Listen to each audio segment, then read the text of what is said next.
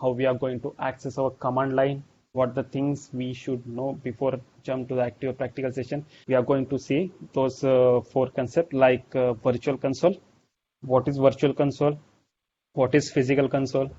Next, we are going to see what is shell, what the basic commands we are going to use, and what is the actual virtual machine, because all the tasks we are going to do on the virtual machine. So before going to the virtual machine, we should know the basic knowledge about the virtual machine.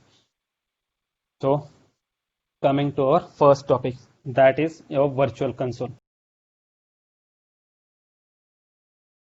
So Linux is a multi-user operating system. Multiple users can log in simultaneously on the same system. We have virtual consoles in Linux. Now, those are two different sentences. Linux is a multi-user operating system. Multiple users can log in simultaneously, means on the Linux machine, the multiple users are able to log in directly.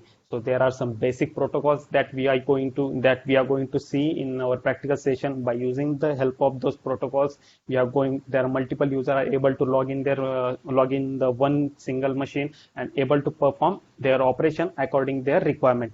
So Linux is a multi-user operating system, and multiple users can log in simultaneously on the same system. And where they are going to log on?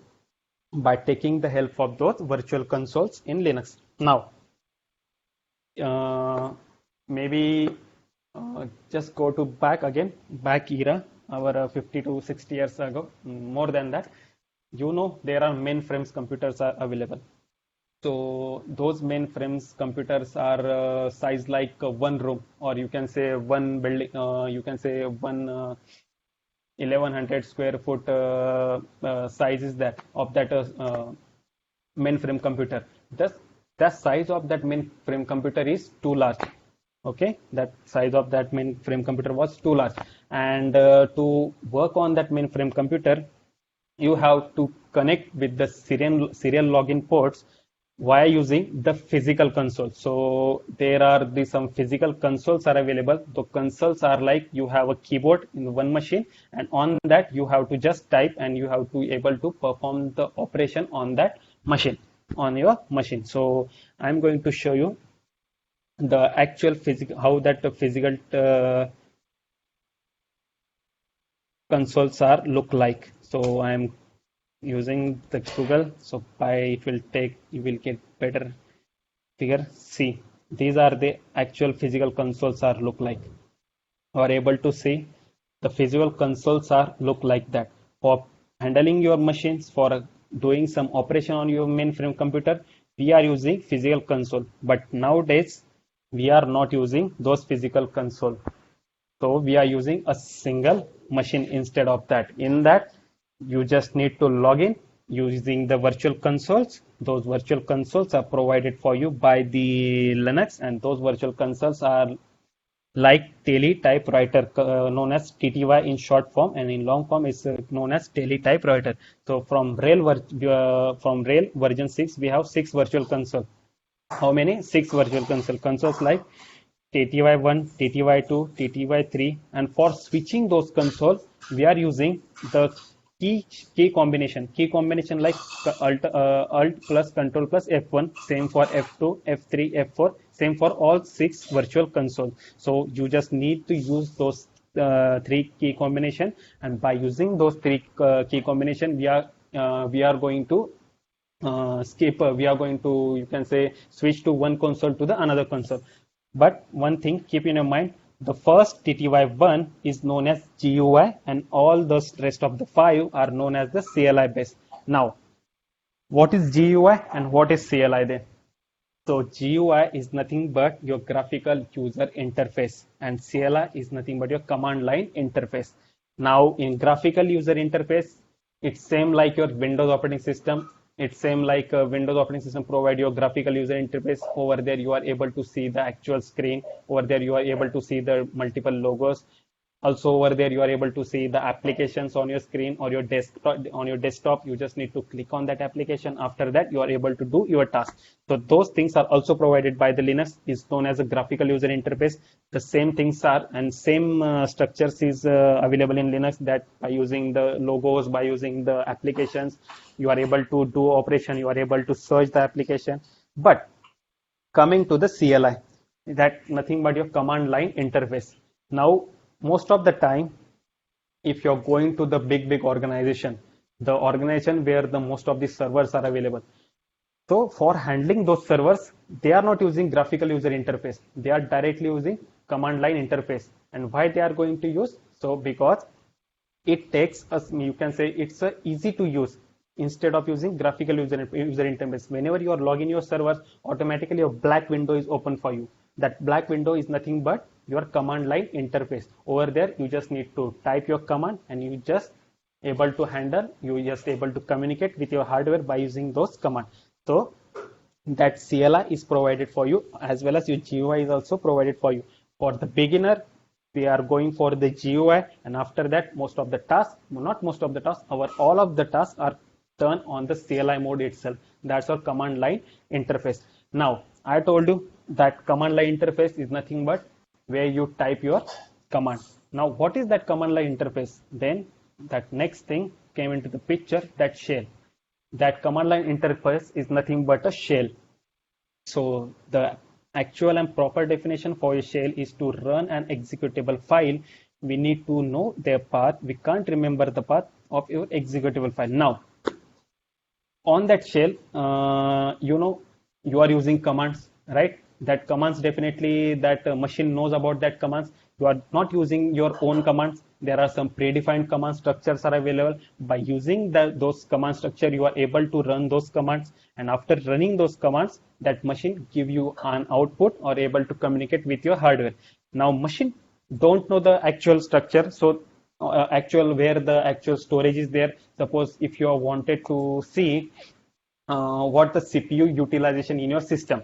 So in your Windows, you can you can directly go to the system manager. From that, you are able to check your CPU utilization. But when come, and same thing you can done in Linux as well. But if you are trying to do the same thing by using the CLI, then definitely machine don't know about that. So that shell, it does that shell in the background, that it's a small program that it does those small things for you. So you just need to enter the command regarding your CPU utilization, and the task of that shell is start. After that, that shell is going to communicate with your hardware because he knows the actual path where your actual storage data is available. So by taking the help of that shell program, you are able to see your output. So to run an executable file, we need to know their path, and we can't remember that part of every executable file. So that task is done for you by the shell. Okay, that task is done for you by the shell. So you can say shell, it is a program from where you call. Let me open my document. Over here, you are able to see, or you are able to capture for more easily. Shell, it is a program from where you call, right? It's a program from where you call, and shell will search the command at specific location.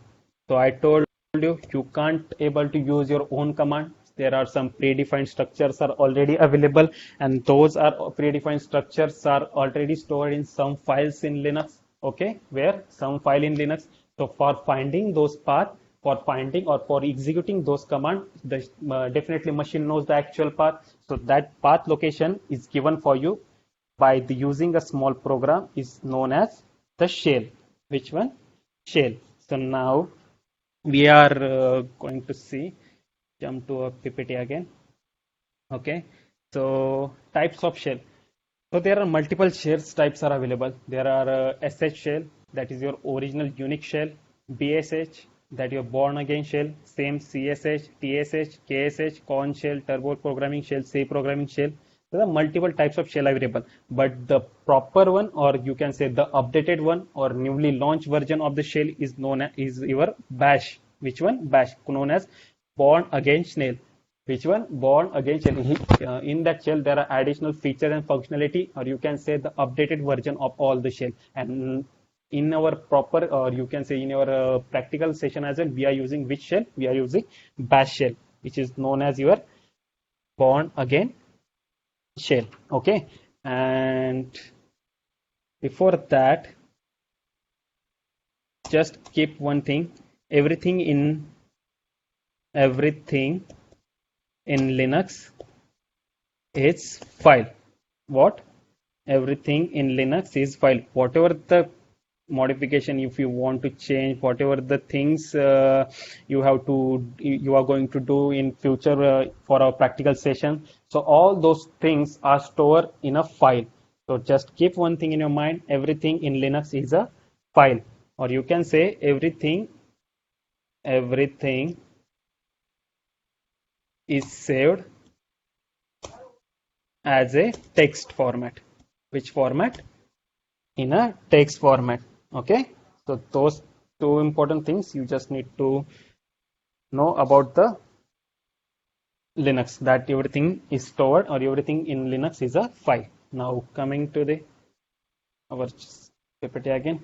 So these are the some shells are available, and the bash shell that I told you, it's a update one. A command line is a text-based interface which can be used to input instruction to a computer system, that we already discussed. The Linux command line is provided by a program called the shell, and you can see over here you are able to see the default shell for users in Red Hat Enterprise Linux is the GNU Born Again shell. You can say the most successful shell used on Unix-like system. Okay, you can most successful, or you can say the most updated version we are using, that is our bash shell. Now over here, when a shell is used interactively, it displays a string. Now in the practical session, we actually sees that what that dollar sign indicates, that what the hash sign indicates, that. So in the practical session, you will come to know about that dollar and hash. So it's better that we are not discussing those last topic over here, that when a shell is used interactively, it displays a string. So we are in the practical, we are going to see what is the meaning of that dollar and what is the meaning of hash. These are the some basic command structures are available in Linux. By using the help of these commands, there are many more commands, more than 1,000 commands are available, but it's kind of basic commands that you should know about before doing the actual practical. So cal is there to display the calendar of current month, that we are also going to do practically those commands as well. So cal 2060, just take a look into the basic commands, what the basics commands we are going to use in our practical scenarios.